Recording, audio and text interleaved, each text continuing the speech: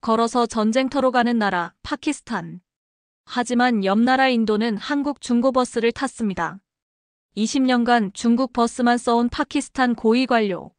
그가 처음으로 한국에 발을 디딘 순간 모든 게 무너졌습니다. 단 한 장의 QR코드. 지금 이 순간에도 병사의 생명을 지키는 시스템. 그런데 국경 충돌이 벌어진 그날, 진짜 충격은 그 중고버스에서 시작됐습니다. 지금부터 한 사람의 수첩이 한 나라의 운명을 바꾸게 된 실화를 시작합니다. 안녕하세요. 저는 자이를 라만입니다.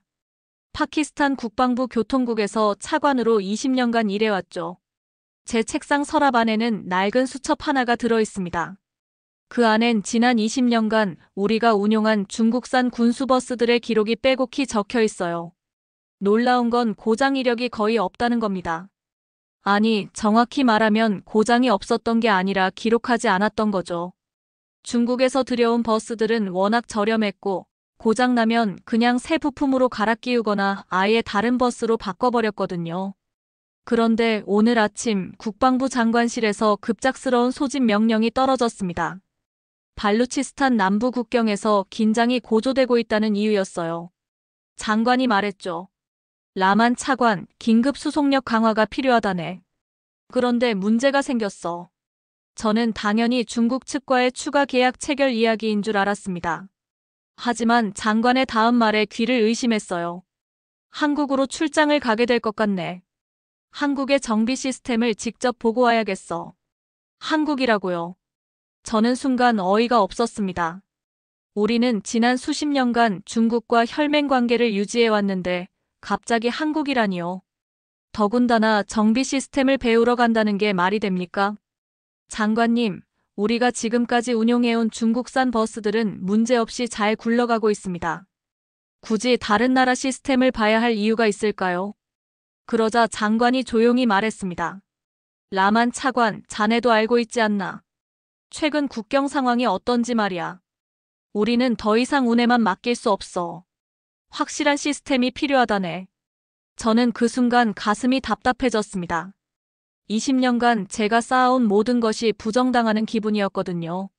제 수첩 속 기록들이, 제가 중국 파트너들과 쌓아온 신뢰가 모든 게 무의미해지는 느낌이었어요. 하지만 명령은 명령이었습니다. 저는 고개를 끄덕였죠. 알겠습니다. 언제 출발하면 될까요? 3일 후입니다. 한국 국토교통부에서 담당자가 나온다고 하네. 한세진이라는 과장이야. 한세진. 생소한 이름이었습니다. 저는 그날 밤 잠들 수 없었어요. 침대에 누워 천장을 바라보며 생각했습니다. 도대체 한국에서 뭘 배우라는 걸까요? 우리가 그동안 해온 방식이 그렇게 잘못된 걸까요? 제 수첩을 다시 꺼내 들여다봤습니다.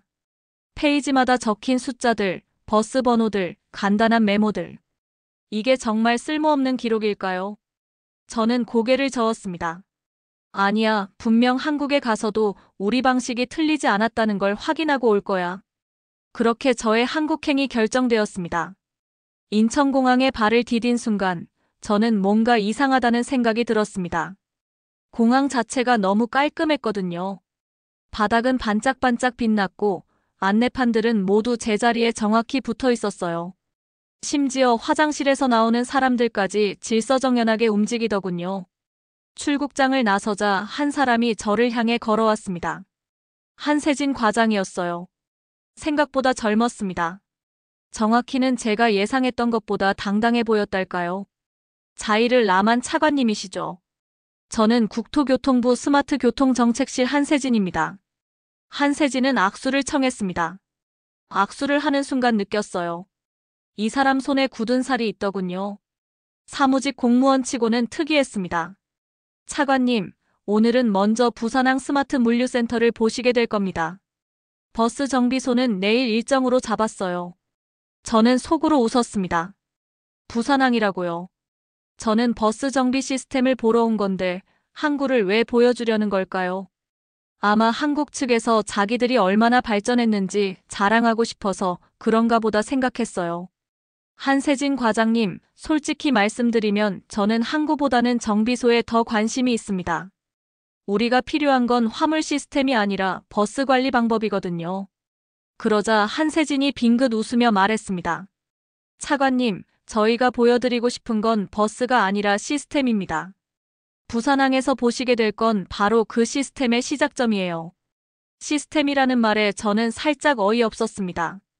버스 정비에 무슨 대단한 시스템이 있다는 걸까요? 부품 갈아 끼우고 기름 갈고 문제 없으면 운행하고 이게 다 아닌가요? 고속도로를 달리며 부산으로 향하는 동안 한세진은 계속 창밖을 가리키며 설명했습니다. 저기 보이는 버스들 보이시죠? 모두 실시간으로 위치가 추적되고 있습니다. 언제 어디서 정비를 받았는지, 연료는 얼마나 남았는지, 다음 정비 일정은 언제인지 모든 게 중앙에서 관리돼요.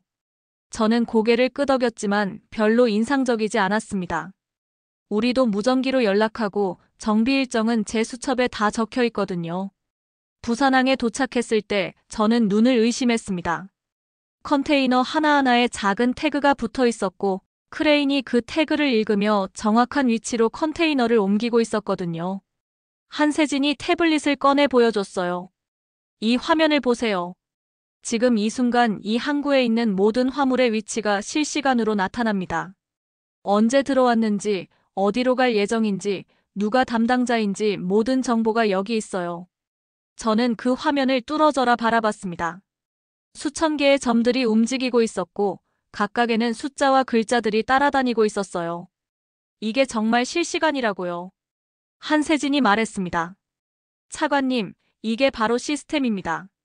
물건 하나하나가 어디 있는지 정확히 아는 것. 이 원리를 버스에도 적용하는 거예요. 그 순간 저는 뭔가 이상한 감정을 느꼈습니다. 제 수첩이 갑자기 무거워지는 느낌이었어요. 20년간 손으로 적어온 기록들이 과연 이런 시스템과 비교가 될까 하는 생각이 스쳤거든요. 하지만 저는 애써 무시했습니다. 이건 그냥 컴퓨터 기술일 뿐이야. 진짜 중요한 건 경험이고 감각이지. 다음 날 아침 한세진은 저를 송도로 데려갔습니다. 거대한 건물 앞에서 내렸는데 간판에는 버스 정비 이력 관리센터라고 적혀 있더군요. 드디어 진짜 정비소를 보는구나 싶었어요. 들어가자마자 저는 당황했습니다. 정비소라기보다는 사무실 같았거든요. 사람들이 모니터 앞에 앉아서 뭔가를 열심히 타이핑하고 있었어요. 한세진이 설명했습니다. 차관님, 여기서는 전국의 모든 버스 정비 이력이 실시간으로 관리됩니다. 한 대의 버스가 태어나서 폐차될 때까지의 모든 기록이 여기 저장돼요. 저는 고개를 갸웃했습니다. 그게 뭐 그리 대단한 일인가요? 저도 제 수첩에 다 기록해두고 있는데요. 한세진이 저에게 휴대폰을 건네주며 말했습니다.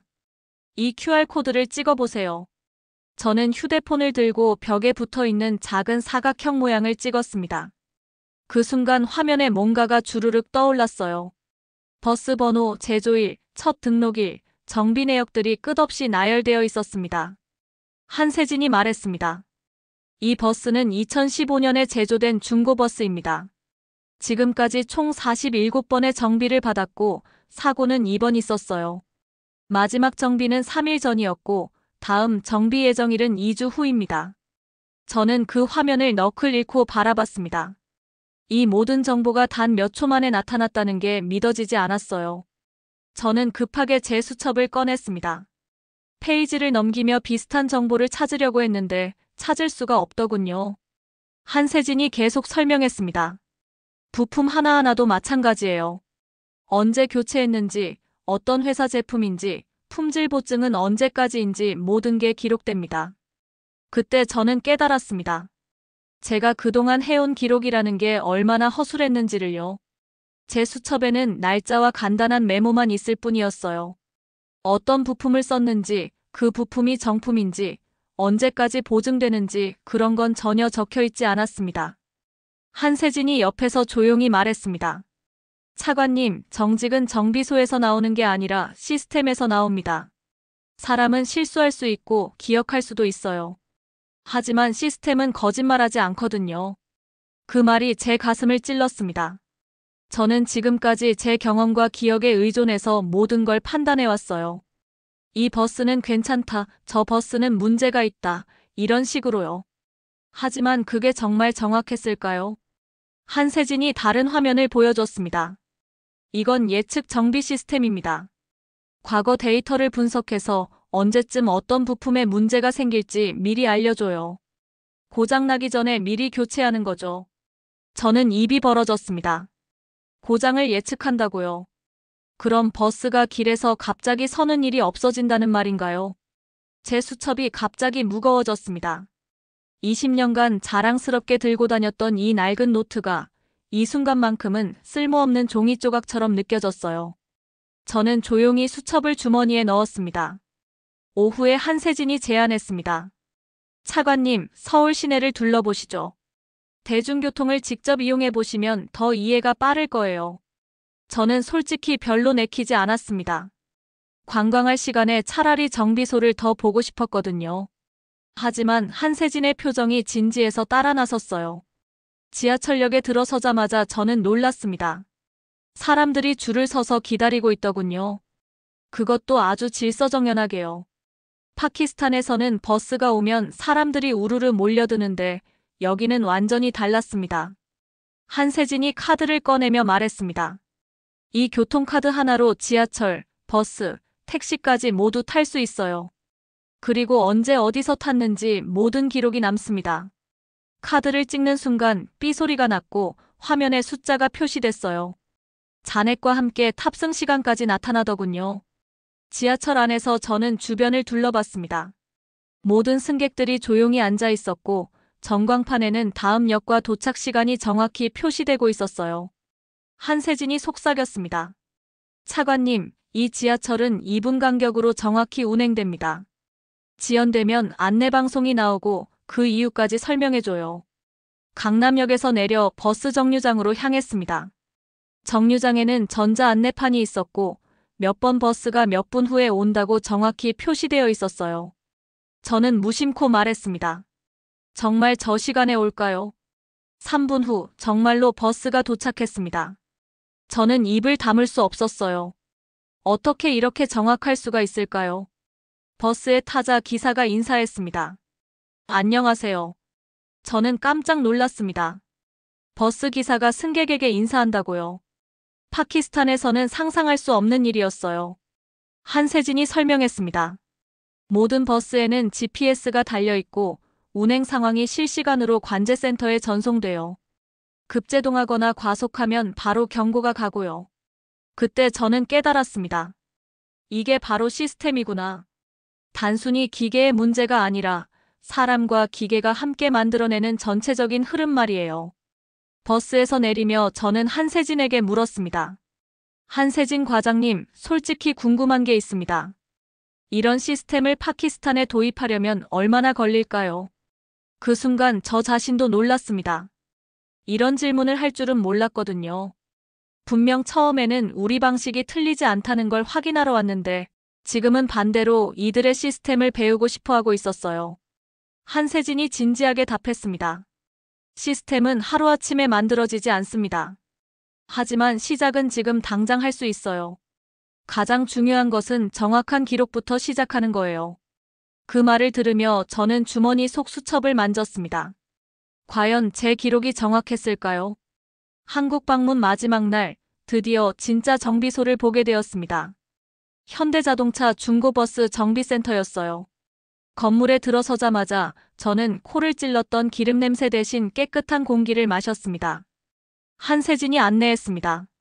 차관님, 여기는 10년 이상 된 중고버스들을 전문으로 정비하는 곳입니다. 저는 주변을 둘러봤습니다. 정비소라고 하기에는 너무 깔끔했어요. 바닥은 반짝반짝 빛났고 공구들은 모두 제자리에 정리되어 있었습니다. 그리고 무엇보다 놀라운 건 정비사들이 모두 태블릿을 들고 다니고 있다는 것이었어요. 한 정비사가 다가와 인사했습니다. 안녕하세요. 저는 이 차량 담당 김정수 기사입니다. 그가 가리킨 버스를 보고 저는 깜짝 놀랐습니다. 2012년식이라고 하는데 겉보기에는 신차처럼 보였거든요. 김정수 기사가 태블릿을 보여주며 설명했습니다. 이 버스는 지금까지 총 89회 정비를 받았습니다. 엔진 오일 교체 32회, 브레이크 패드 교체 8회, 타이어 교체는 16회네요. 저는 입이 벌어졌습니다. 13년 된 버스가 89번의 정비를 받았다고요. 그리고 그 모든 기록이 태블릿에 다 들어있다니요. 더 놀라운 건 그 다음이었습니다. 김정수 기사가 버스 옆면에 붙어있는 작은 태그를 보여줬어요. 이 QR코드를 찍으면 이 버스에 들어간 모든 부품 정보를 볼 수 있습니다. 언제 어떤 회사에서 만든 부품인지 정품 인증까지 모두요. 저는 제 휴대폰으로 QR코드를 찍어봤습니다. 화면에 수십 개의 부품 목록이 나타났고 각각에는 제조사명과 인증번호가 적혀 있었어요. 그때 제 머릿속에 파키스탄의 정비소가 떠올랐습니다. 우리는 부품을 살 때 가장 저렴한 걸 찾았어요. 어느 회사 제품인지 정품인지 아닌지는 별로 중요하지 않았죠. 작동만 하면 됐거든요. 김정수 기사가 계속 설명했습니다. 저희는 예측 정비 시스템을 사용합니다. 이 버스의 경우 다음 주에 에어컨 필터 교체가 예정되어 있고 한 달 후에는 브레이크 점검이 필요해요. 저는 조용히 고개를 숙였습니다. 우리는 고장이 나면 그때 가서 고쳤어요. 미리 예측해서 교체한다는 개념 자체가 없었죠. 한세진이 제 표정을 보더니 조심스럽게 물었습니다. 차관님, 혹시 무엇이 궁금하신가요? 저는 한참 망설이다가 입을 열었습니다. 솔직히 말씀드리면 우리는 이렇게 하지 않습니다. 부품이 고장나면 그때 바꾸고 기록도 간단하게만 해두죠. 김정수 기사가 고개를 끄덕였습니다. 그럴 수밖에 없었을 거예요. 하지만 이제는 달라야 하지 않을까요? 사람의 생명을 실어 나르는 버스인데 언제 고장날지 모르는 상태로 운행할 수는 없잖아요. 그 말이 제 가슴을 후벼 팠습니다. 그동안 우리가 운행한 버스들 중에 길에서 갑자기 멈춘 적이 한두 번이 아니었거든요. 그때마다 저는 운이 나빴다고 생각했는데 사실은 시스템의 문제였던 거죠. 저는 그날 밤 호텔방에서 잠들 수 없었습니다. 제 수첩을 다시 꺼내 들여다봤어요. 20년간의 기록이라고 자랑스럽게 생각했던 것들이 이제는 너무 초라해 보였습니다. 파키스탄으로 돌아온 지 사흘째 되던 날 새벽 5시에 급작스러운 전화가 걸려왔습니다. 국방부 작전실에서였어요. 라만 차관, 즉시 출근하시기 바랍니다. 발루치스탄 국경에 비상사태가 발생했습니다. 저는 서둘러 옷을 입고 국방부로 향했습니다. 작전실에 들어서자마자 장관이 심각한 표정으로 말했어요. 라만 차관, 남부 국경에서 충돌이 일어났네. 긴급히 병력과 보급품을 수송해야 하는 상황이야. 저는 즉시 답했습니다. 알겠습니다. 몇 대의 버스가 필요한가요? 30대 정도면 될 것 같네. 6시간 안에 출발시킬 수 있나? 저는 자신있게 고개를 끄덕였습니다. 그동안 이런 상황을 수없이 겪어봤거든요. 중국산 버스들은 언제나 믿음직했어요. 하지만 현실은 달랐습니다. 첫 번째 버스가 출발한 지 30분 만에 연락이 왔어요. 차관님, 3번 버스 엔진에서 연기가 나고 있습니다. 운행을 중단해야겠습니다. 저는 당황했지만 침착하게 대처했습니다. 예비 버스로 교체하세요. 빨리요. 하지만 그것은 시작에 불과했습니다. 2시간 후 더 끔찍한 소식이 들려왔어요. 차관님, 7번과 12번 버스도 고장났습니다. 그리고 15번 버스는 브레이크에 문제가 생겨서 위험합니다. 저는 식은땀이 났습니다. 어떻게 이렇게 동시에 고장이 날 수가 있을까요? 제 수첩을 급하게 뒤져봤지만 별다른 문제 징후는 기록되어 있지 않았어요. 더 충격적인 소식은 그 다음에 들려왔습니다. 차관님, 인도 측에서 이미 국경에 도착했다는 정보가 들어왔습니다. 어떻게요? 우리보다 늦게 출발했는데요. 인도군이 사용한 건 한국 중고버스를 개조한 특수 수송 차량이었습니다.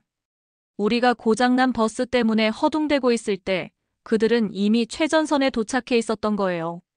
결국 우리 병력은 도보로 이동해야 했습니다. 무거운 장비를 메고 사막을 걸어가는 병사들의 모습을 위성으로 보면서 저는 가슴이 미어졌어요. 오후 3시경 더 끔찍한 소식이 들려왔습니다. 차관님, 도보 이동 중이던 병사들 중 한 명이 탈진으로 쓰러졌습니다. 응급 후송이 필요한 상황입니다. 저는 그 순간 무너졌습니다.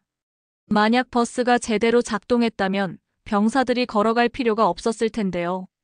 만약 한국에서 본 그 시스템이 있었다면 미리 고장을 예측해서 막을 수 있었을 텐데요. 장관이 차갑게 말했습니다. 라만 차관, 이번 사태의 책임은 교통국에 있네. 대책을 세워주시기 바라네. 저는 고개를 떨구고 말했습니다. 죄송합니다. 제가 책임지겠습니다. 그날 밤 저는 사무실에 혼자 남아 있었습니다. 제 수첩을 다시 펼쳐봤어요. 20년간의 기록들이 무의미하게 느껴졌습니다. 이 모든 기록이 거짓이었던 걸까요? 아니면 제가 보고 싶은 것만 봤던 걸까요? 그때 갑자기 한세진이 했던 말이 떠올랐습니다. 정직은 정비소에서 나오는 게 아니라 시스템에서 나온다고 했죠. 저는 그제서야 깨달았습니다. 진짜 문제는 버스가 아니라 시스템이었다는 걸요. 새벽 4시, 저는 더 이상 견딜 수 없었습니다. 쓰러진 병사는 아직 의식을 찾지 못했고 나머지 부대는 여전히 사막 한복판에서 걸어가고 있었어요. 제가 뭔가 하지 않으면 더 큰 참사가 벌어질 것 같았습니다. 저는 떨리는 손으로 명함첩을 뒤졌습니다. 한세진 과장의 명함이 있었어요. 한국과 파키스탄의 시차를 계산해보니 한국은 지금 오전 시간이었습니다. 전화를 걸기 전에 한참 망설였습니다. 이게 맞는 일일까요? 20년간 중국과 함께해온 제가 지금 한국에 도움을 요청한다는 게 말이 되나요? 하지만 생각할 시간이 없었어요. 여보세요, 한세진입니다. 한세진 과장님, 저 자이를 라만입니다. 차관님, 안녕하세요. 무슨 일이세요? 저는 목이 메어 말이 나오지 않았습니다. 한참 후에야 간신히 입을 열었어요. 과장님, 도움이 필요합니다. 우리 병사들이 위험에 처해 있어요. 저는 상황을 차근차근 설명했습니다. 버스들이 줄줄이 고장난 것, 병사들이 도보로 이동하고 있는 것, 한 명이 쓰러진 것까지 모든 걸 말했어요. 한세진이 진지하게 들어주더니 말했습니다. 차관님, 잠깐만 기다려주세요. 지금 즉시 관련 부서에 연락해 보겠습니다. 30분 후 한세진에게서 다시 전화가 왔습니다. 차관님, 한국 정부에서 긴급 지원을 결정했습니다. 기술 지원팀과 함께 중고버스 20대를 지원할 예정이에요. 저는 귀를 의심했습니다. 정말로요? 그런데 그럴 수 있나요? 우리는 한국과 정식 계약도 맺지 않았는데요. 한세진이 따뜻하게 말했습니다. 차관님, 이건 체면의 문제가 아니라 생명의 문제입니다. 지금 당장 필요한 건 정치적 계산이 아니라 실질적 도움이잖아요. 그 말을 들으며 저는 눈물이 났습니다. 한세진은 제가 얼마나 자존심 때문에 고민하고 있는지 알고 있었던 거예요. 하지만 조건이 있습니다. 네, 말씀해 주세요. 차관님께서 직접 서명하셔야 합니다. 이건 단순한 지원이 아니라 양국 간의 공식적인 기술 협력의 시작점이 되어야 해요. 저는 한치의 망설임도 없이 답했습니다. 알겠습니다. 지금 즉시 서명하겠습니다. 그때 장관실에서 연락이 왔습니다. 장관이 급하게 저를 부르고 있다는 거였어요. 저는 한세진에게 말했습니다. 과장님, 제가 지금 장관님께 이 상황을 보고해야 합니다. 30분만 기다려주세요. 장관실에 들어서자 장관이 화난 표정으로 말했습니다. 라만 차관, 이게 무슨 상황인가? 중국 측에서 항해 전화가 왔네. 우리가 한국과 접촉하고 있다는 거 아닌가? 저는 깊게 숨을 쉬고 말했습니다. 장관님, 지금은 정치적 고려보다 병사들의 안전이 우선입니다. 한국에서 즉시 지원을 보내겠다고 했어요. 장관이 잠시 침묵했습니다. 그리고 조용히 말했더군요. 라만 차관의 판단에 맡기겠네. 하지만 모든 책임은 자네가 져야 할 거야. 저는 고개를 끄덕였습니다. 30분 후 저는 한세진과의 통화에서 공식적으로 지원 요청 서명을 완료했습니다. 서명을 완료한 지 36시간 후 믿을 수 없는 광경을 목격했습니다. 파키스탄 공군기지에 한국 공군 수송기가 착륙한 거예요. 그 안에서 파란색 현대 중고버스들이 하나씩 내려왔습니다. 저는 달려가서 버스들을 확인했습니다.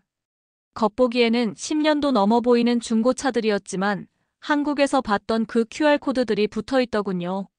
그리고 함께 내린 한국 기술진들이 태블릿을 들고 즉시 점검을 시작했어요. 한국 팀장이 저에게 다가와 말했습니다.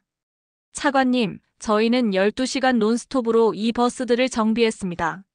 모든 부품을 점검했고 사막 운행에 최적화된 설정으로 조정했어요. 저는 그 말을 들으며 감동했습니다. 12시간 논스톱이라니요. 우리를 위해서 밤새 일해준 거였어요. 더 놀라운 건 그 다음이었습니다. 한국 기술진들이 우리 정비병들과 함께 일하기 시작한 거예요. 태블릿으로 실시간 정비 상황을 공유하면서 하나하나 꼼꼼히 설명해 주더군요. 한국 기술자가 우리 정비병에게 말했습니다. 이 버스는 향후 6개월간 정비 일정이 모두 입력되어 있습니다. 언제 어떤 부품을 점검해야 하는지 알람이 뜰 거예요. 그때 기지에 모여있던 병사들이 박수를 치기 시작했습니다. 36시간 동안 사막에서 걸어온 동료들을 구하러 갈 버스가 드디어 준비된 거였어요. 첫 번째 구호버스가 출발할 때 저는 눈물을 참을 수 없었습니다. 저 파란 버스 안에는 우리 병사들의 생명이 달려 있었거든요. 2시간 후 무전기에서 반가운 소식이 들려왔습니다. 차관님, 전 병력 구조 완료되었습니다. 부상병도 안전하게 후송 중입니다. 그날 저녁 한세진에게서 전화가 왔습니다. 차관님, 모든 병사분들이 무사하다는 소식 들었습니다. 정말 다행이에요. 과장님, 정말 감사합니다. 어떻게 이런 도움을 주실 수 있었나요? 한세진이 조용히 말했습니다. 차관님, 이건 시작일 뿐입니다. 앞으로 파키스탄 한국교통기술 협력 프로젝트를 정식으로 진행하게 될 거예요. 그로부터 3개월 후 저는 새로운 수첩을 들고 다니게 되었습니다. 예전처럼 버스 번호와 날짜만 적힌 게 아니라 담당 병사들의 이름과 안전 기록이 빼곡히 적힌 노트였어요. 제 사무실 벽에는 그날 구조작전의 사진이 걸려 있습니다. 파란 버스 앞에서 웃고 있는 병사들의 모습이에요. 그 사진을 볼 때마다 저는 생각합니다. 시스템이란 단순히 기계의 문제가 아니라는 걸요. 사람과 사람 사이의 신뢰, 정확한 정보의 공유, 그리고 무엇보다 생명을 소중히 여기는 마음에서 나오는 거라는 걸요. 지금도 발루치스탄 국경 어딘가에서는 그 파란 버스들이 달리고 있습니다. 언제 어디서 정비를 받았는지, 다음 점검은 언제인지 모든 게 정확히 기록되면서 말이에요. 그리고 저는 확신합니다. 이제 우리 병사들은 더 이상 사막에서 걸어갈 필요가 없다는 걸요. 한 대의 중고버스가 누군가의 생명을 지키는 진짜 이유가 될 수 있다는 걸 이제 저는 알고 있습니다. 오늘 사연은 여기까지입니다. 여러분들의 구독과 좋아요는 영상 제작에 큰 힘이 됩니다. 긴 영상 시청해주셔서 감사합니다.